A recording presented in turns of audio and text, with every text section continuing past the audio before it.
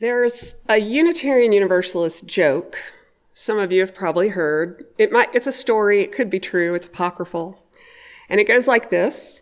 A visitor came to a large Unitarian Universalist church, and during the RE hour before church, they were shown around by someone, and as they walked through the RE classes, one of the classes, the whole class was just coloring very intently.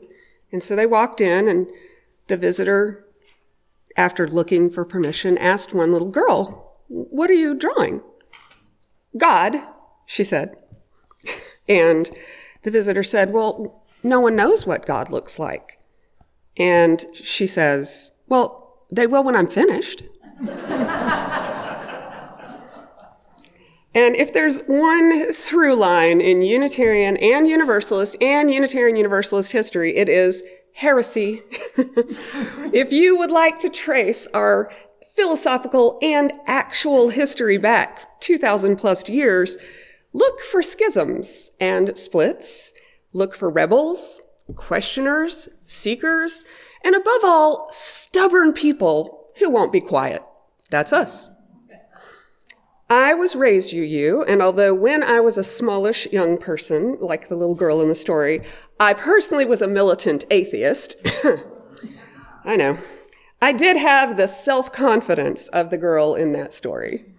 It's a unique blend of the blissful ignorance of youth and the precociousness that's brought about by having adults speak to you and treat you as though you're a real person whose thoughts and feelings matter. And then it's also the security of a loving community. And you find these in lots of young UUs. I certainly was just a regular old sample.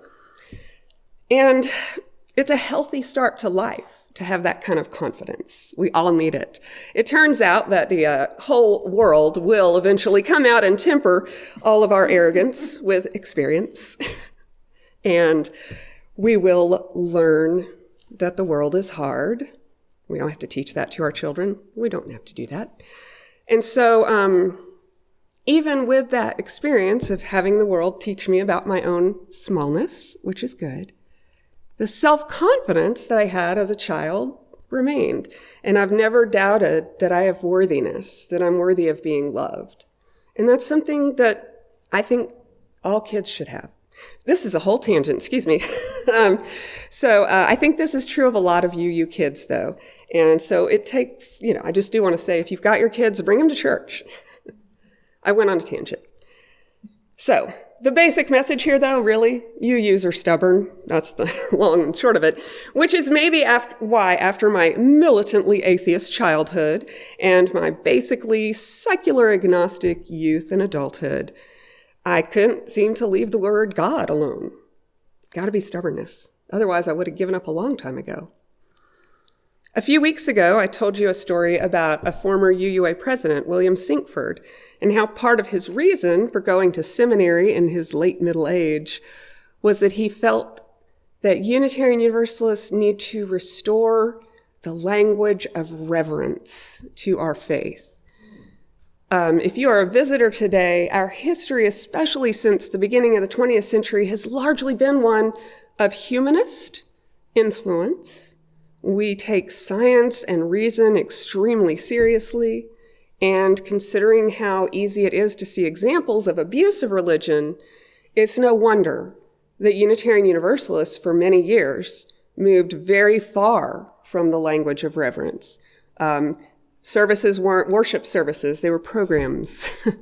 It's not an order of worship, it's just a booklet or a handout or a pamphlet. We had all kinds of things. We don't pray, we meditate. Some of you guys are old-time UUs, you know what I'm talking about. William Sinkford, that president who came to seminary called by his need for reverence in our faith, that call spoke to me as well. I mean, that's one of the main reasons that I wanted to come into ministry. I've been a UU my whole life, but I didn't have that language until adulthood. I wasn't able to say with conviction that it's okay to pray, that the word God could be bigger than the assignments that other people give to it. That worship comes from an Old English word that means to lift up that which is worthy. Worshiping does not mean submission or bowing down. It means lifting up that which is worthy. And that is what we do every week. We try.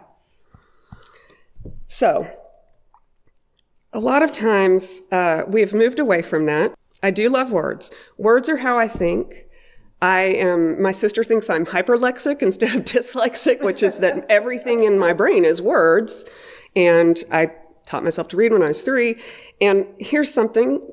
If there's one thing that will really piss me off, it's when people tell me I can't use a word. Maybe that's why I'm so fascinated with the word God. I grew up in a church where God and honestly Christianity were very much looked down on, a Unitarian church, because there are a lot of hard-bitten atheists and agnostics who've been injured by the church. And that's what happens. I think to mature past that is a good thing.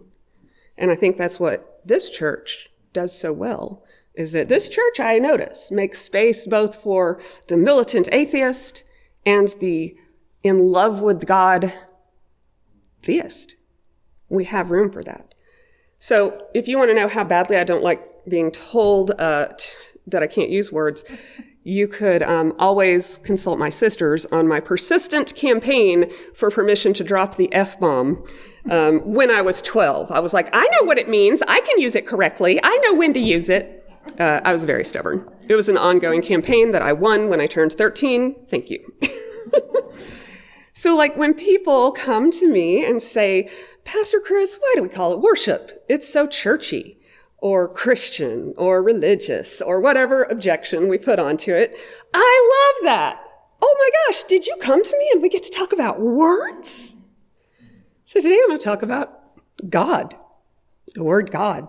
It's big and scary, and a lot of us are allergic to it. And there are reasons for that. I take the trauma that many of us have experienced at the hands of unloving churches very seriously. It's real.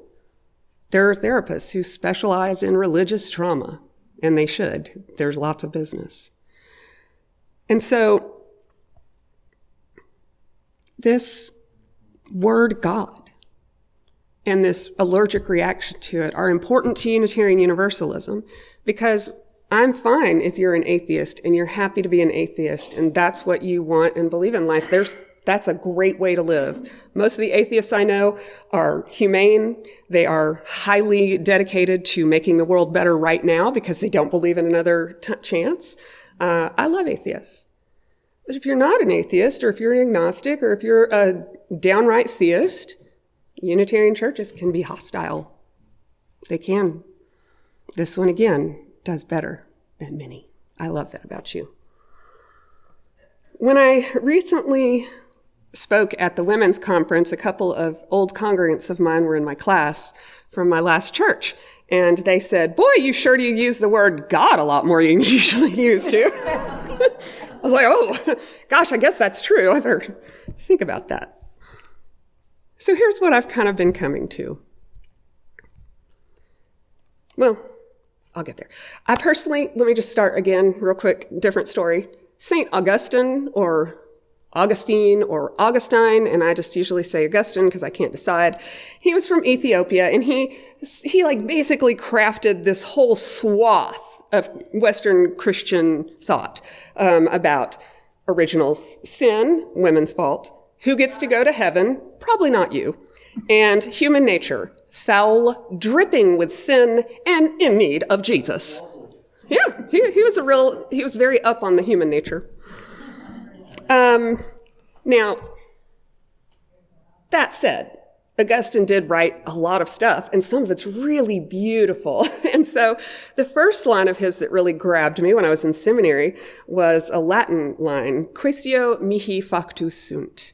I am become a question unto myself. What a great line. Now, Augustine goes on to say, what his questions are. But for me, it was a different story. I was starting seminary, and I was forced literally from day one to face my own prejudices and my assumptions about who Christians are, because the people at Bright, my seminary, were not like most of the Christians that I'd expected, or the ones I'd met before. I am become a question unto myself. And then in my first year of seminary, I took a class on ministering to the LGBTQ community, and we happened to read this very thin little book about bisexuality. And suddenly I realized that I had self-erased my identity for 20 years. And it wasn't because anyone, including my straight cisgender male husband, would shame me for it. It was because I thought I didn't deserve all of myself. I thought I had made a choice that ruled out my full self. I am become a question unto myself. And I decided that I'd focused for 40 years of my life on the atheist side of the agnostic equation. I don't know, I would mostly say, but there was always the thought in my head, it does seem unlikely and a lot of nonsense is around it. But suddenly I really didn't know. I really didn't know. And there were all these people around me who were smart and compassionate and committed and wonderful, and they all believed in this thing. God. And they all believed that God was not only possible, but that God was real for them. And so a year into my seminary experience, I decided I would try to lean into the less secular and the more mysterious, possibly theist side of my own agnosticism. I am become a question unto myself. And then the next Augustine quote, I don't know why, I don't even like this guy, but 2 great quotes, really spoke to me. And I read it quoted by another philosopher I like, who I'll mention in a minute. This is in his Confessions. Augustine says, "Who do I love when I say I love my God?" That's an important question for all theists to ask themselves. Who am I lifting up as what is worthy? Well, wow. Augustine goes on to answer the question of who God is to Augustine, and it's not my favorite answer, so I'm going to skip right over it, because where I read it quoted was in a book by a philosopher and theologian named John Caputo, who is alive and working, a professor at Villanova. And he wrote this wonderful book called What Would Jesus Deconstruct? I've mentioned it before, but I highly recommend it. It's very accessible. And also, you will read it and you'll be like, oh, he's a UU. So Caputo singled that quote out. How do I love when I say I love my God? And he changed one word, and the word was, how do I love when I say I love my God? One of the reasons that a Christian God, as it's most commonly presented to us, doesn't work for me is that God's existence doesn't make any difference to whether I'm going to act in an ethical way or not. Often it feels like we're just told to believe in God because that's the only guardrails on our behavior. Like, if we don't believe in God, suddenly we'll all start murdering each other, which I don't understand. You know who murders each other? Murderers. You know who's not murderers? Most people. It's okay. So I always wondered about that. I'm going to strive to live with ethics and values of love and compassion and justice and inclusion. And so it feels like nonsense to pretend that I have to have someone threatening to punish me to do that. That's silly. So Caputo, with that shift of words from what do I love to how do I love, does a very UU thing. He shifts the whole topic. He moves the whole idea of God from orthodoxy, what do I believe, what do I say, what do I write, what rules do I follow, to orthopraxy, which is right practice. What do I do? How do I act? How am I in relationship? So this shift also places responsibility for the actions that we take back onto us. We don't get to say the devil made me do it. We don't say, well, I couldn't do it because God was going to punish me if I did. We just go, I chose. I choose how to act. And that is a very Unitarian thing because choosing is the heart of freedom. So this move from rule following to relational action allows us also, if I can just now that I can go, oh, that whole idea of punishment, God, throw that out. I started asking myself, if I was going to say God, what would I mean by that? What I decided is, God is a big word. It's so big that plenty of people don't even write it. In the Jewish faith, the name of God is so holy that it cannot be spoken. And you'll see it as, please, if I get these wrong, you can correct me, Yad-He-Vav-He, which is the YHWH. Sometimes Christians say Yahweh, which is pretty rude if you're Jewish, because it's literally saying the word you're not supposed to say. Yahweh is just an anglicization of YHWH, which are Hebrew words, and I can tell you all about the Tetragrammaton another time, but basically the word God, it's so big. So what do I put on it when I say God? And so what I decided, and it's a simple workaround, maybe it'll work for you, is that when I say God, I am talking about the God that I, Kris Cervantes, could lift up as worthy. I am talking about not even an embodiment, but simply a concept of love that is so enormous that God is one word for it, not the only word. That justice is one word for it, but not the only word. Mystery. All these words all fit inside God. And I often think that the word God is just sort of a distillation of all the things that humans long for and want to be good. Good, the word literally comes from God. God be with ye, goodbye. So if it's just everything we long for, if it's all the wonderful things that we know are possible, that would enrich life, that would help people thrive, that would increase the amount of love in the world, just to bring it down to basics, why not say that's what God is? There are disadvantages, of course, when you use God language. Because if I say God, I think I said it in the blurb for this sermon, if you ask 6 UUs what God means, you'll get 7 answers. And, I make that joke, but out in the real world with people who are very, devout Christians who attend church every week, not just the ones here, but otherwise, they also each have their own idea of God. So I'm afraid sometimes if I say God, they may assume I'm agreeing with them in the way that a racist might say something to me thinking oh, she's white, she'll agree. I don't want to say the word God and be sort of lumped in. But you know what? That's just words. That's just orthodoxy. I think if I act as if that word means goodness and justice and mystery and love, I'm pretty sure they won't get confused. I don't think anybody's going to confuse me for an extremist because I say God and I'm talking about the queer God. I say God and I'm talking about the woman God. I say God and I'm talking about cosmic God. I'm talking about the universe and the patterns of nature and life. Well, that's what I mean when I say God. What do you mean?